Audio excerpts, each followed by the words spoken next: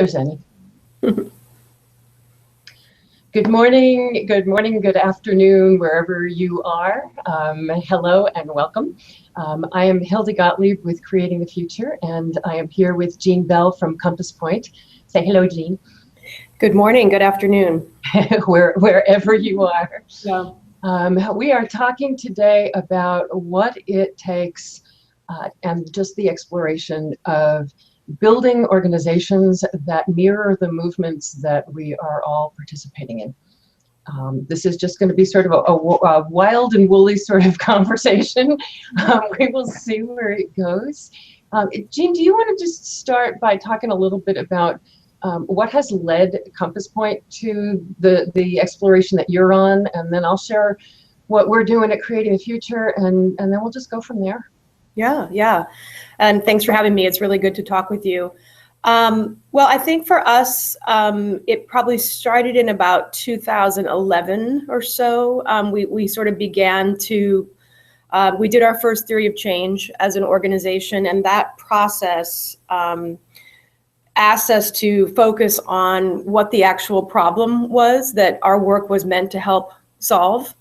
And that was implicit, but it had never been explicit for us. And this has never been a place that was just about management for management's sake or anything like that.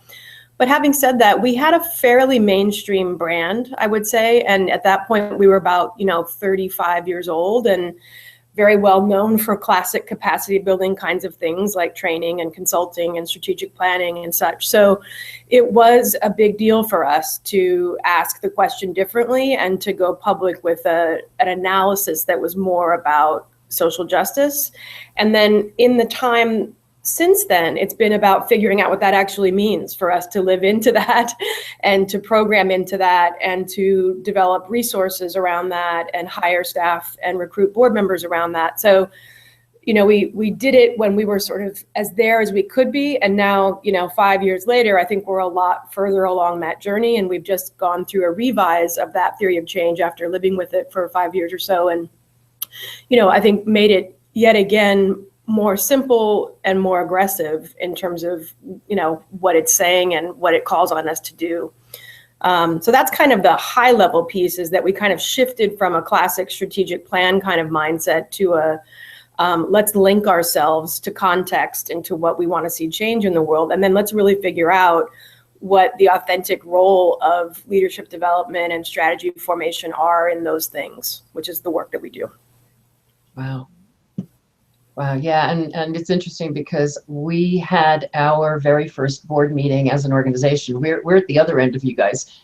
We had our first board meeting as an organization in 2011. Yeah. And what's been really interesting, because Creating the Future is a living laboratory. We really see our role. I mean, we are supporting a movement to build a more healthy and humane world. That we knew, that we've known all along.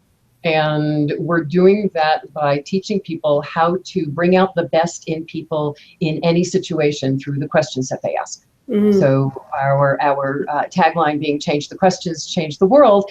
If we change the questions, we bring out the best in people in any situation. And if you're doing that, then you're actually changing the world by being it inside the work you're doing. And so as a laboratory, and we've chosen to be a laboratory because we realized that there's really nobody whose job it is to just test a lot of stuff and see what works in terms of management. Yeah. Usually what happens in the sort of the management trends that happen is a consulting firm comes up with something cool and groovy. They test it on a lot of clients. Right. See what happens with the clients, and then they push it out. They write an article for God knows who, and they say, this is the end all and be all. Until 5 years later, somebody else has some other end all and be all. And we decided that somebody needs to just be the guinea pig. And so we've, our work is all, as I think you know, Jeanne, our work is all live online. That was one of the big things that we wanted to test. If we're talking about being open and really talking about participation, and that movement thread sort of goes through that, as movements are highly participatory, then that would mean that we open our doors for everything. And so all of our strategy meetings are live, happening online, which allows for more laboratory work. Right. And so as we've been talking about this, and one of the threads that has moved through from the point where in 2011, when we had like 4 board members that weren't Dimitri and me, the founders, the constant drumbeat of boards as they're currently happening are so consistently dysfunctional everywhere. And I have traveled around the world as a consultant doing workshops and teaching and consulting. And if boards are messed up everywhere, then we've got a system that's not working. And our board has jokingly from the beginning always said that they don't want to be seen as a board, that they want to be seen as a group of people that's trying desperately not to be a board. From their self-identity, because we always focus on what is rather than what isn't. From their self-identity went to a group of leaders leading our mission. Feeling, taking the responsibility of leading the mission to accomplish our mission. And our mission is that the frameworks that we know bring out the best in people are ubiquitous, that they're everywhere. So then they started to see themselves as leaders. But the conversations that we were having, they were very bulky and wonderful and deep theoretically. And then when we started to have employees that weren't Dimitri and me, they became very applied. So what does bringing out the best look like in employee policies? Right. What does it look like in evaluation? Walking that talk. And it's so fun how these things evolve when you just sort of let them, and when you ask questions that bring these things out. Early this year, they started having just a real typical conversation about board recruitment. So now we're 4 years into this organization, looking at all of the changes. You go from a startup to now a scale-up organization. What does the board need to be? Who do we need to recruit? And they start having this conversation. And about 2 months into the conversation, they started to ask, well, okay, we know sort of the kind of people we're looking for, but when we're inviting people, what are we inviting them to? Which led to the conversation of, what is this board, which is one of the most healthy conversations boards can have. All of this happening simultaneous to my starting to write about the difference between movements and organizations. The piece that you saw at Stanford. And the more they started to have the conversation of, if we are in support of a movement, we're actually looking at a hierarchical structure of a board, a staff, volunteers, teams, etc. And as you're looking at scale up, this is really important because that means the structure of everything, and how do you structure it? And the last conversation that they had in June, we started to ask, okay, if leadership in a movement is active leadership, what would our board be actively leading? And they came up with 3 things. They said they would be actively leading to make sure that our values are embedded in our work.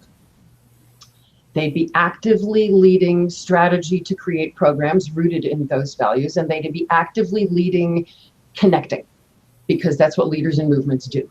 They're connecting, they're making strategic decisions. And one by one, they started to tick off the boxes that if all that stuff is already being done by staff and volunteers and our teams, then what do we need a board for? Yep.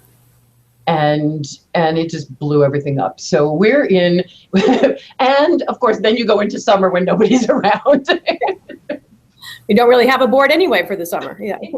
Exactly.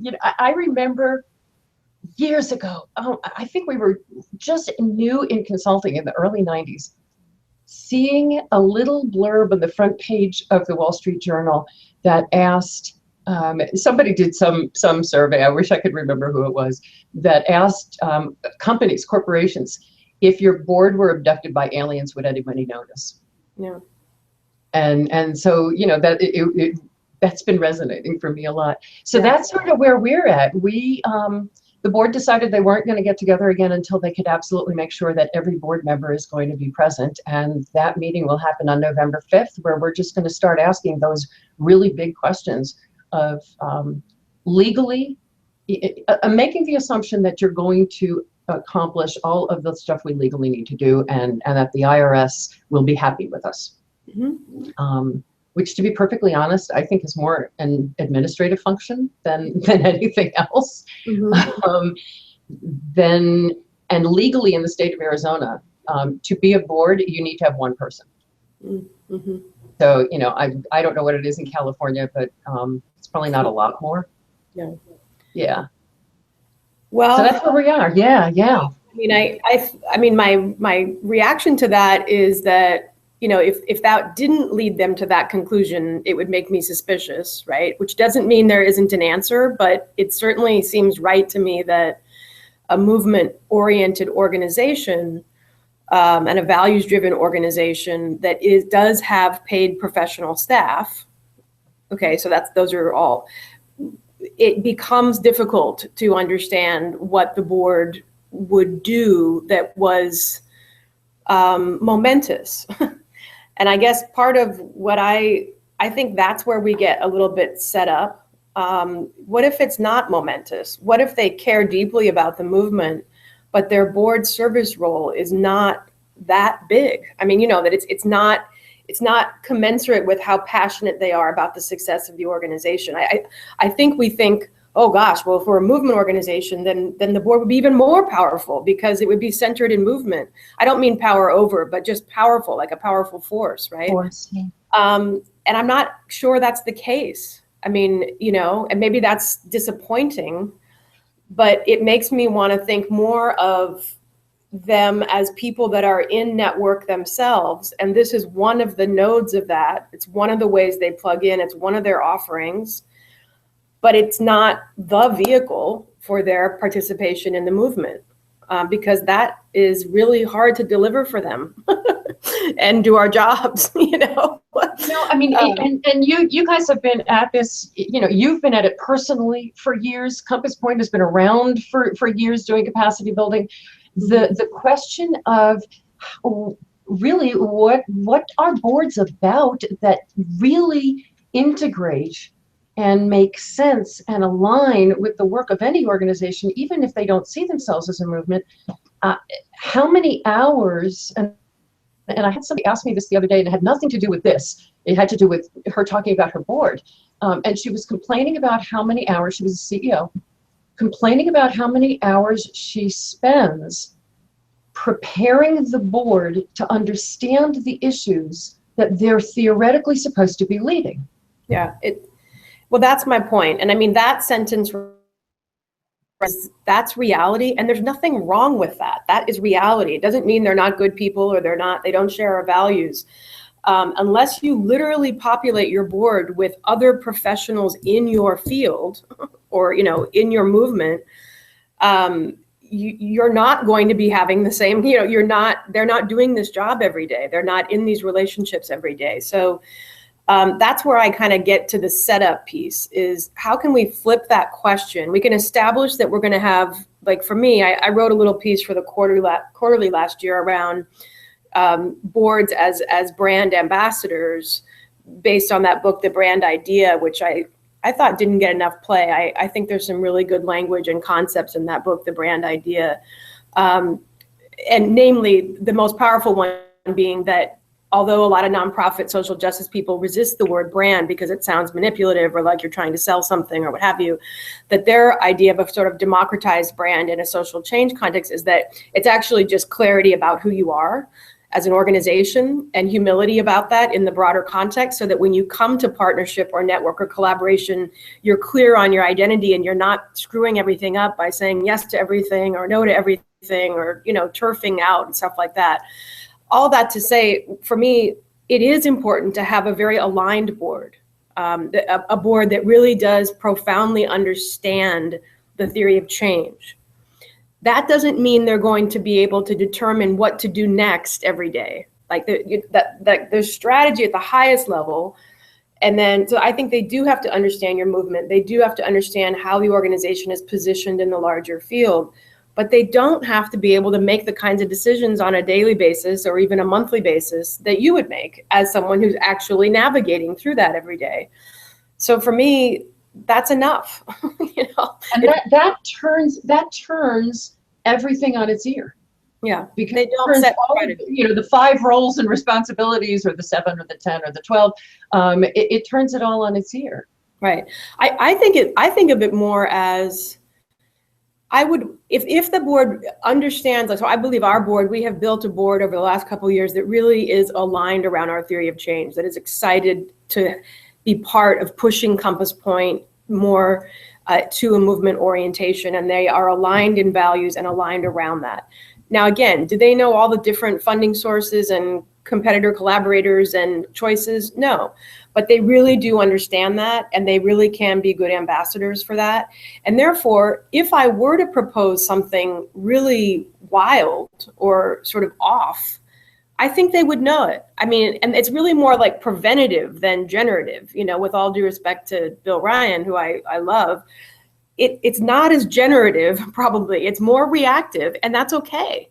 If you understand the theory of change, you could theoretically block me from doing something really self-interested or short-sighted or something like that by asking me in your framework the right questions and challenging me, and I'm all for that. But and one of the things that's been interesting for us as we've been thinking about it is because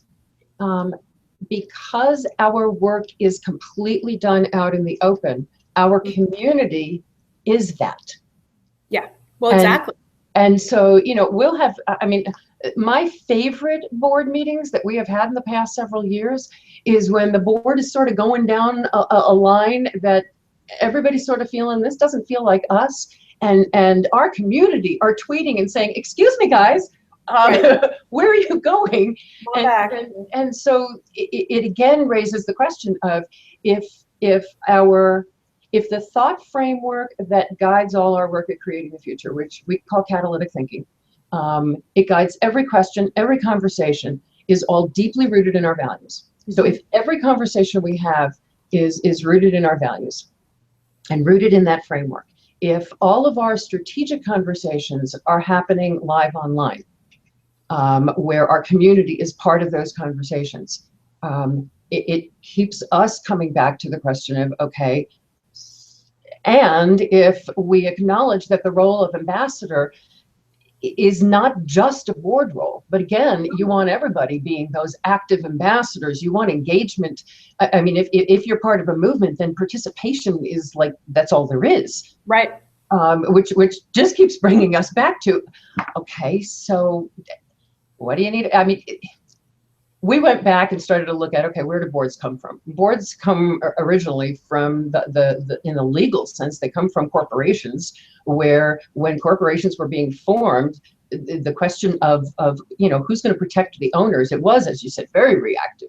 It was very risk management, is somebody's got to watch out in case something goes wrong. Mm-hmm. If you have your community watching out and you've got mechanisms, and that's what we're going to be looking at, is what kind of mechanisms to protect the finances, the et cetera. We just keep coming back to the question of, are we making the assumption that boards have to be a reality, or is there something else that we could invent? And if we were going to invent something that actually created the change we want to see, what would that be? And I will be honest, I have no idea what the answer is. Right. Well, I mean, I would offer that you could have the same conversation about the CEO role. Oh, yeah. I mean, so it's clearer what the CEO does, but it's not as clear in a non-traditional framework. We're actually, I don't think I shared this with you before we got on the call, but we're moving to adopt holacracy at the staff level. And I don't know if you've read much about that yet, but the press actually has not been very good. It's been so focused on Zappos, which, is its own thing. But there's some good writings now starting to come out, and the book itself is excellent. And a colleague and I went back and did an immersive training with Brian Robertson, who created it. And so for us, we're asking that question, not just at the board level, and in some ways, the real tools of oppression, if you will, are not so much from the board, they're from the staff. When you go back to what you were saying, hiring practices, performance management practices, all of the quote unquote best practice management things have roots that, we may not be too pleased with if we look deeply at what their initial intent was. They come out of the industrial age, right? And we're in a position of teaching nonprofits those things. Our most popular class here is supervision. Now, once we get them in there, I know what we're doing is pretty radical, but the point is most people find themselves suddenly supervising somebody, and they are taught a set of best practices, and they're working inside a hierarchical system, right? So anyway, we're really interested in deconstructing, or at least making far more transparent how the hierarchy works at the staff level too. Yeah. Oh, and we've acknowledged that this is opening I wish there were a more life-affirming word than Pandora's box, but this is opening a delightful Pandora's box of exploring all of that, because like I said, we're at scale up right now, which means we're at that critical opportunity to decide what it looks like inside. It's very, you're right, it absolutely changes. Once you start asking the question of, does it have to look like this? Right. That changes absolutely everything. Yeah. We're also doing a lot inside our system around race and power. And I've been really challenged in a good way over the last couple of years as we intentionally focused on the composition of our staff and board, but also brought social justice to the center. And I've had to I am in the course of doing a lot of thinking about the power and privilege that I've held in this role. And not always very consciously, I'm embarrassed to say, certainly not consciously of my whiteness and what all that, how that was intersecting with my CEO-ness, and how much I was moving through the world with a lot of privilege and not recognizing what that meant for the other people that worked here, for some of our clients, for the perception of us in the community, et cetera. So there's so much to unpack. Once we decide that for me, the other thing is this whole thing about whether organizations matter. I think organizations matter deeply. The question is, I think the reason we are challenging organizations right now is we're tired of them as these structural, these old structures and these old turfs and these old mindsets. It's not that we don't need to. And they really, right now, the hierarchical model that we are taught and is reinforced at every point is actually representative of the systems of power that we are trying to change. Exactly. We're modeling the exact opposite. And I would love to know more, Jeanne, can you talk about the social justice aspect of being a capacity builder and having a social justice? Is it the change in your programs? Is it the change in your clients? Is it, talk a little about, I want to understand that. Yeah, it's all of those things. So what we did, it's also a change in who works here and what they bring of their whole selves to this work, right? So again, kind of moving from and this was never our ethos, but I think the perception traditionally was, Compass Point, there's a lot of expertise there and they do great strategic planning and a lot of teaching and, very kind of expert, sort of intellectual brand.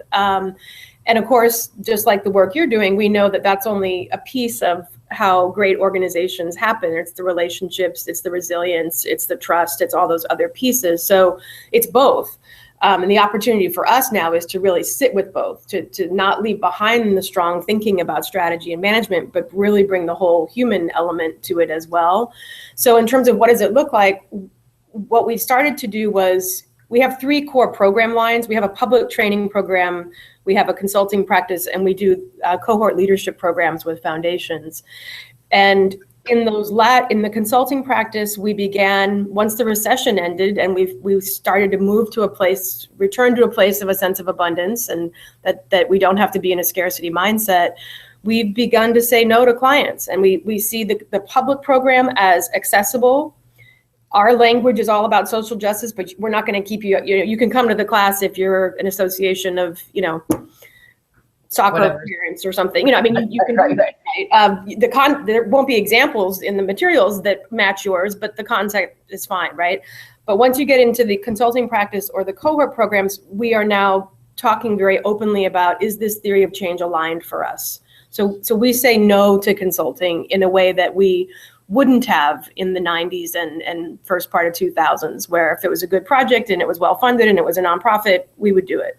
Now we won't do that. The old consultant paradigm of I choose my clients if their check clears. Right. Yeah.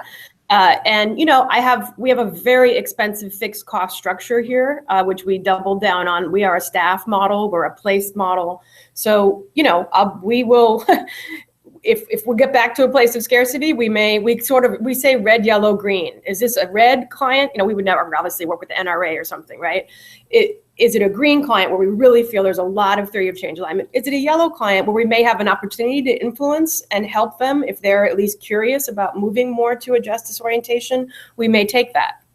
But at least now it's an open, transparent conversation, and we do not feel an obligation other than the public program to say yes. We don't have to say yes to everybody. There's lots of consultants in the Bay Area. Yeah. Now, is it changing your content as well? Are you teaching it differently? Yes. Yeah. So right now we're in the process of bringing, so back to the race, power, privilege piece, that got onto our revised theory of change as saying that one of our stances is that effective leadership development capacity building has to include a race, power, privilege analysis. Okay, so now we have to go back, even in that public program, and make sure that the supervision content, that there's a whole section on how does race and power play out across supervisory lines. So we are going through and systematically updating content to make sure that it's aligned with our theory of change, that it's not just something that the teacher's bringing in the room, but it's actually officially in the content, right? And that's true of our consulting as well and our leadership program. So it's absolutely affecting the content and the delivery, even the delivery methodology. A lot more focus on interactivity and creating safe spaces for people to talk about race and power inside nonprofit organizations, which ironically, we don't talk about.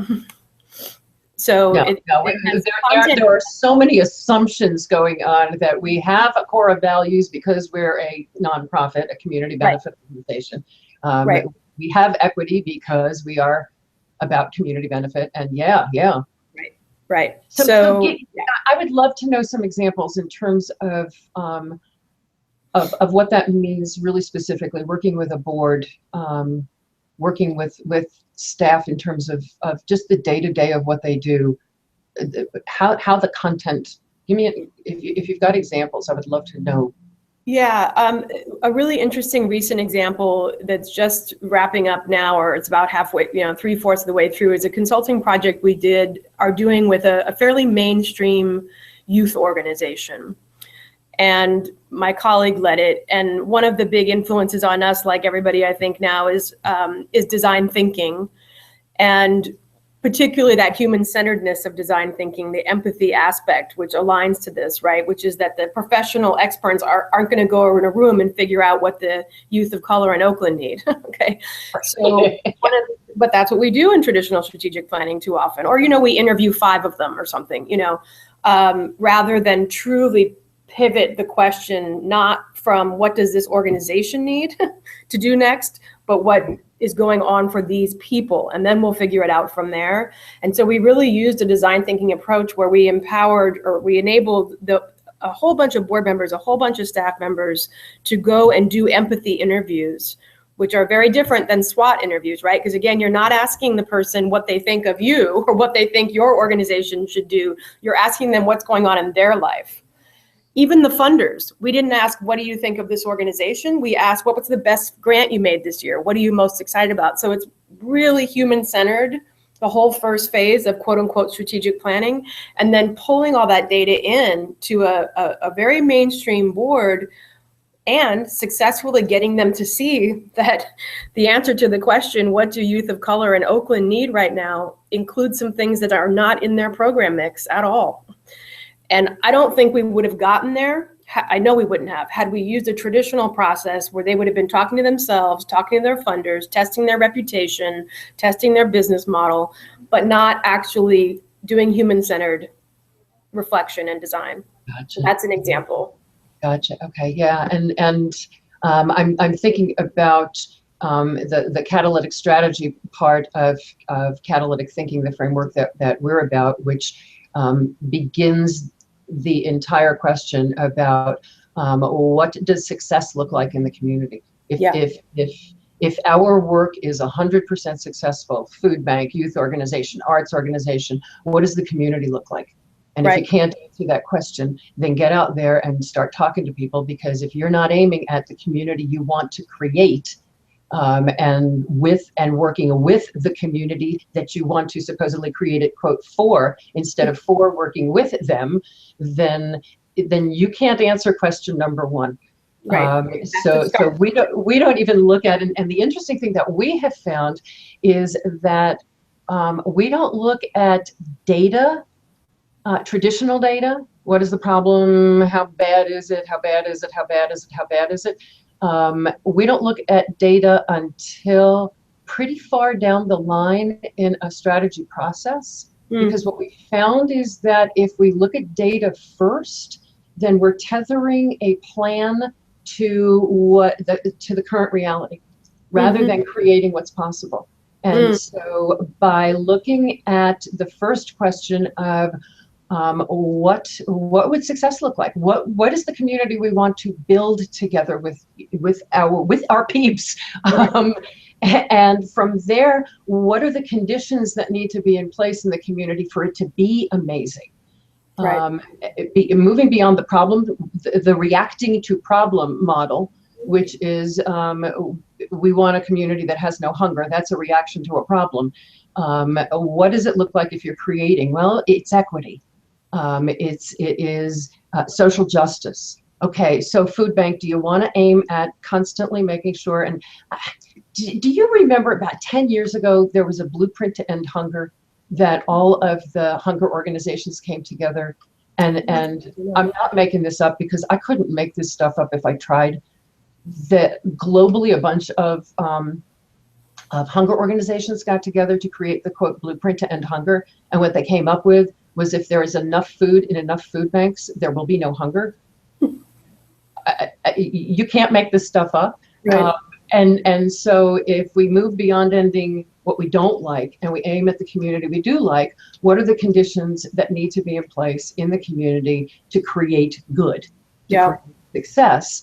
And then working backwards to say, okay, now what do we need to know about our community to create that? And so what we found is that even the way we collect data, where we start the conversation, if we can start the conversation at what success looks like, talking to our community to find that out, establish what the conditions would need to be for that, and then start working with the community and asking the questions of, okay, what pieces do we already have that can start creating that? It becomes just, it's data in service to what? And it becomes completely different data, and data in service to what's possible rather than data about what's wrong. And it again is changing the questions and the order in which we ask them. But again, you can't do it sitting by yourself in a room with 5 white guys and a consultant. Yeah, because there's no community in the world that looks like that. I mean, we fool ourselves to think we're representative, but there's no community anywhere that looks like that. Yeah. Another example for us is we had a long practice of supporting executive succession and transition. And we're doing an innovation process around that because we're feeling like, we have been talking about shared leadership and dismantling oppressive systems and then colluding with the heroic leader model when the board is starving and looking for the perfect next ED with these 12 qualities, right? And so we're in the process right now of doing a lot of listening around that. But what's already coming up, even from, quote unquote, mainstream practitioners, is that the board should not, this goes back to your whole premise today, the board is not really the client, right? That the client is the movement or the community or however you want to define it. And these processes, again, they have a strategic review in phase one, but are they really listening to where the movement is going? Are search consultants doing that? Of course not. And so here we go again, that those 10 white guys are defining the next leader of the community or the movement, right? And so that's and it's such a big part. It's because of the disconnect. Yeah. I'm loving what you're saying. Yeah. So we're gonna do some writing about that over the next 6 months. And it's not a binary, it's not to say that model doesn't work well for certain organizations, but we need to start creating alternative practices to these best practices that actually respect the fact that we are temporary stewards and the issue is the community, right? The issue is the movement. The issue is the network that organization is in. Those are the people that will tell the board who the next leader should be, not the other way around. Yeah, huge. That's, oh, man, that's tremendous. Yeah, I'm excited about that work. I'm really excited to see what you're coming up with. Really excited. And we're looking, interestingly, at different questions around succession. Yeah. And it's not so much movement related as and just, it's just a total aside, but it is founder related, because I'm being the entrepreneurial type. This is my, I don't know, 5th startup. Yeah. And so I'm really intrigued, and I keep going deeper and deeper into the layers of succession beyond a founder, which is all about, and I think that it relates in some ways, because founders frequently, not always, not by any means, but founders, especially in organizations that feel that sense of movement, and it's not necessarily the founder, but the person that really dove into the bringing the organization forward. So it may not be the person who actually started it. Mm-hmm. But you, for instance, are at the core of Compass Point, making a tremendous leap in another direction. Mm-hmm. And so it's not necessarily just the founder, but that person, that was that key person. Mm-hmm. The thing that I'm realizing is that when we do succession planning traditionally, there's a couple of things that we've seen traditionally happen. One, everybody looks for the qualities. They look for, where's the organization now? What do we need? Okay, that's the easy part. Frequently what boards do is they look at the personality qualities that go either directly with the person if they're afraid they're going to lose somebody amazing, or if they've been waiting for that person to leave, they look for personalities that are exact opposite. Mm-hmm. The thing that I'm starting to realize we don't understand is what a founder, and it's why we see those hiccups. We see that somebody comes in, they last 18 months, and then you go to the next. We don't understand the role of founder who is a founder from heart plays. Mm-hmm. And that a big part of that is holding the space for the vision of what's possible. Mm-hmm. And holding the space for the community to be included, and so a big piece that I'm starting to focus on is succession planning for the stuff that's not obvious. Yeah, succession planning for the building of relationships. The network weaving piece is something that founders do innately. Yeah. The understanding, founders tend to be fairly fearless when it comes to money. Mm-hmm. So if you've got a startup organization, they because they're true believers, right? They tend to hold that. Okay, there's that piece, but I think that there's a huge piece about succession and holding the space for the movement. Yeah, I agree, and I think that again, the old adages about get out of the way, you can't be involved at all or you'll be dysfunctional or all that, they just don't resonate for me. And those are practices to protect us from behaviors that were encouraged in the old hierarchy, right? So that makes a lot of sense if you have somebody who's completely insular and did whatever they wanted and, you know, is completely impossible to quote unquote integrate any differently. But I'm going to assume that we are more self-reflective than that. We are able to pivot our relationship, to recognize our temporariness and figure out how to be of use, if at all. Not everyone will be, but to be of use. And I think that succession planning, therefore, is so much more exciting than transition, really, because succession planning is when, with the spaciousness and the openness and the trust across the system, when you begin to identify those things you're talking about, very specific to you and your organization,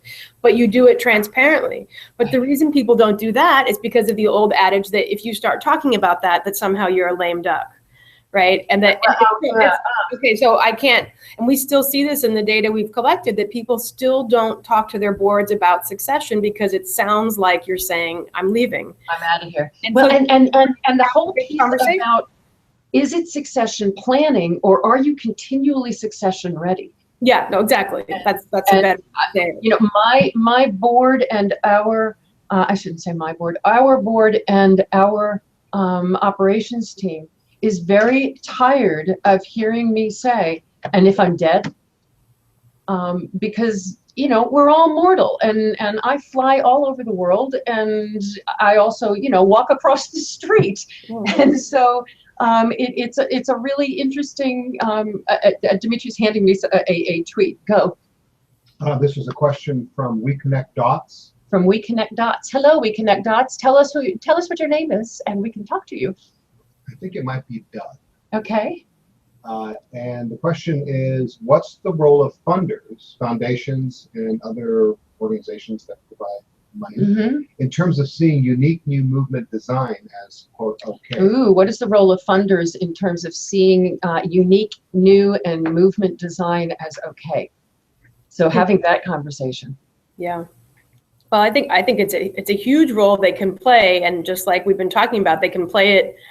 They can take that space in a really honoring and productive way, or they can take it less consciously and just add to the confusion, right? And we see that whole continuum. But when I see, I mean, what we have more of now, at least in certain parts of the country, I realize it's not equally accessible to everybody, but in certain parts of the country, what strategic philanthropy has given us is we now have funders who have been working inside movements for years next to other leaders. And so if they're doing that with humility and visibility, then they are a huge asset to help lift up what movement-centered work looks like and help, you know, sort of spotlight their grantees who are doing that work well and make that best practice, quote unquote, right?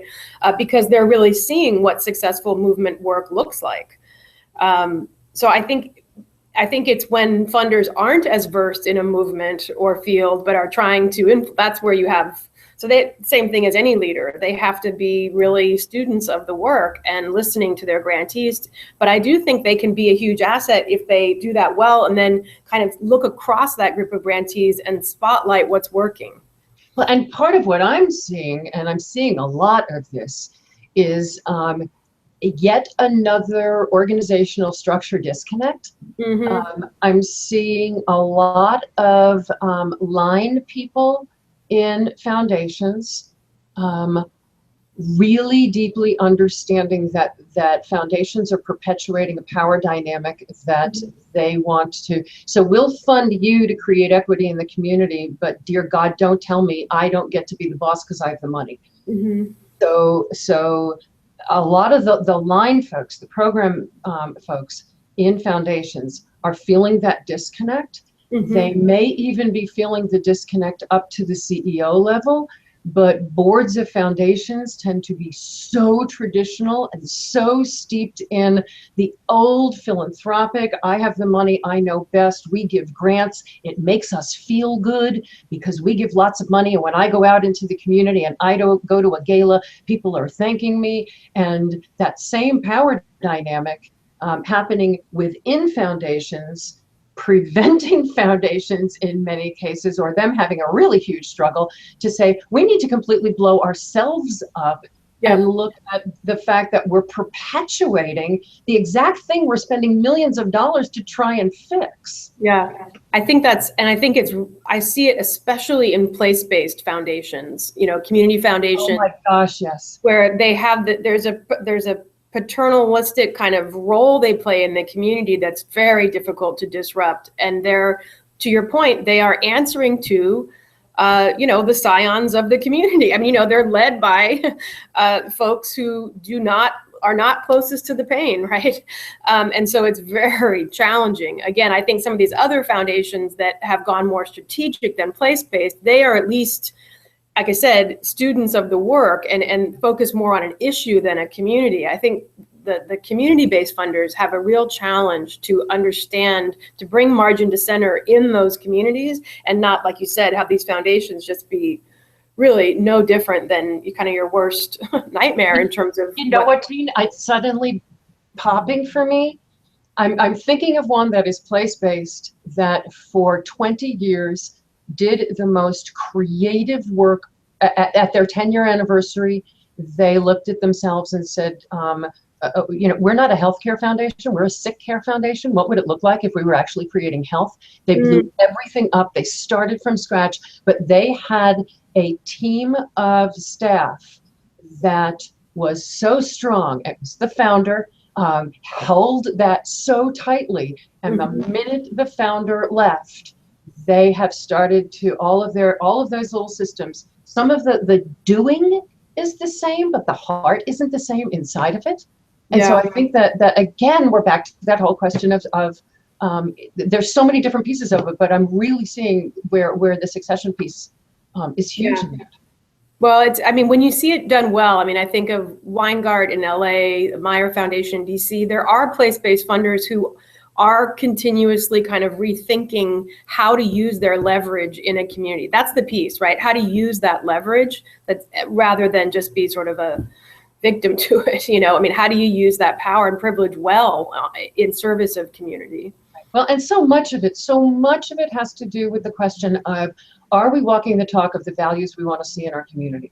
If we know that in order for us to have an equitable society, for instance, I'm just picking one, a healthy environment, whichever amazing thing we want, in order to have an equitable society, what would people need to believe?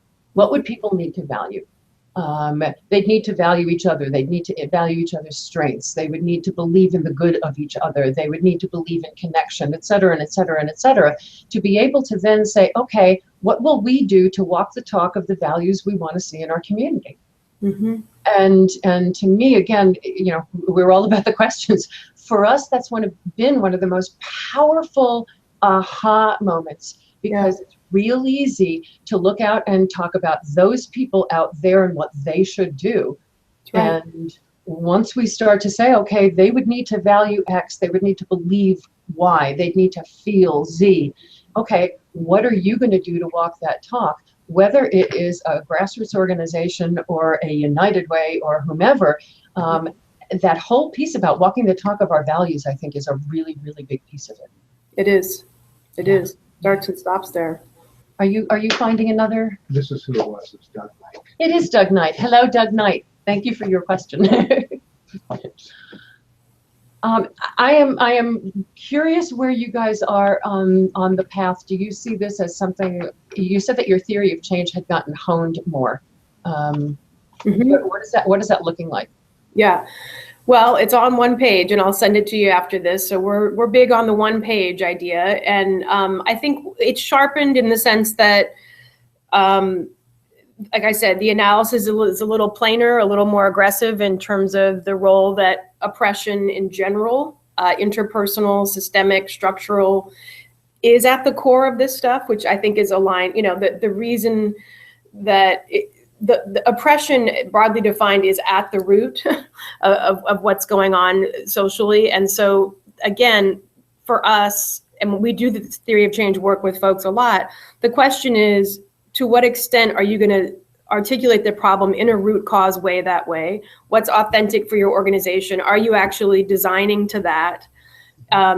and like you were asking me, is it really showing up in who we hire, what's the content, who we work with? And the answer is yes. And that's an evolution for a lot of organizations that are as old as Compass Point, where you have to actually take the time to build that body of work, build that culture around those pieces. But which includes a lot of self-reflection, as you just said, and humility about, well, to what extent is working inside Compass Point impressive? To what extent have white, well-educated people done very well here, like me? Like, we have to ask all those questions, right? It doesn't mean that I can't be of service, but all that has to be opened up if we're going public with a theory of change like that and trying to help other groups do that self-reflection so they can be more relevant, more useful, more conscious in what their role is in social change, which is, I think that's the whole question, is everybody has to ask, what is our role in social change?